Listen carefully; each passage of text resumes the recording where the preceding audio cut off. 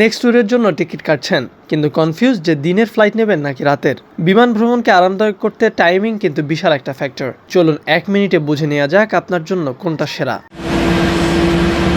প্রথমে আসি রাতের ফ্লাইট বা যেটাকে বলা হয় রেড আই ফ্লাইট। এর সবচেয়ে বড় সুবিধা হলো সময় বাঁচা। আপনি ফ্লাইটে উঠলেন, ঘুমালেন আর সকালে নতুন শহরে নেমে ফ্রেশ হয়ে কাজ শুরু করে দিলেন। তাছাড়া রাতের ফ্লাইটে সাধারণত এয়ারপোর্টে ভিড় কম থাকে এবং টিকিটও কিছুটা সস্তায় পাওয়া যায়। কিন্তু সমস্যা হলো বিমানে যদি আপনার ঠিকমতো ঘুম না হয় তবে পরের পুরো দিনটাই আপনার ক্লান্তিতে মাটি হয়ে যাবে। এবার আসি দিনের ফ্লাইটে। এটি তাদের জন্য পারফেক্ট যারা বিমানে ঘুমাতে পারেন না। দিনের আলোতে জার্নি করলে আপনার শরীরের ন্যাচারাল বডি ক্লক ঠিক থাকে, ফলে জেট ল্যাগ কম হয়। আর জানালার পাশে সিট পেলে মেঘের ওপর দিয়ে সূর্যোদয় বা সূর্যাস্ত দেখার আনন্দ তো বোনাস।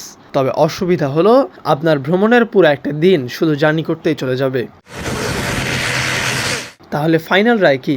আপনার যদি লং হুল বা দূরপাল্লার ফ্লাইট হয় এবং আপনি বিমানে ঘুমাতে পারেন তবে রাতের ফ্লাইট বেস্ট। আর যদি শর্ট ফ্লাইট কিংবা সাথে বাচ্চা বা বয়স্ক কেউ থাকে তবে চোখ বন্ধ করে দিনের ফ্লাইট বেছে নিন। আপনার কোনটা পছন্দ কমেন্টে জানান আর ট্রাভেল পার্টনারকে মেনশন করুন।